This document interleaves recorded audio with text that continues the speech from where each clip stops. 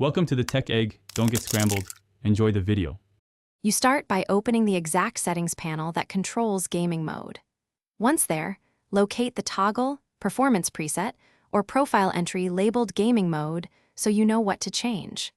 Close any running games and disable overlays or controllers that might auto-trigger it. Make sure to note active network or background downloads because these can keep performance profiles engaged. Doing this prevents the mode from re-enabling immediately and lets you perform the next steps cleanly.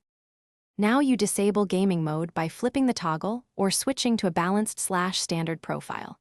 If the mode is profile-based, pick a normal or battery-saving profile and adjust graphics or CPU priorities back to balanced so processes stop being favored.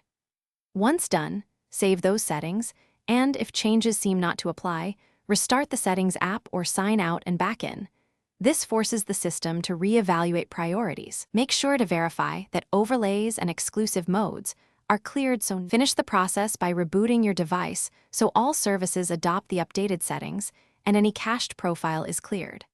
After reboot, open a non-gaming app to confirm CPU, GPU, and network priorities behave normally and that overlays are gone.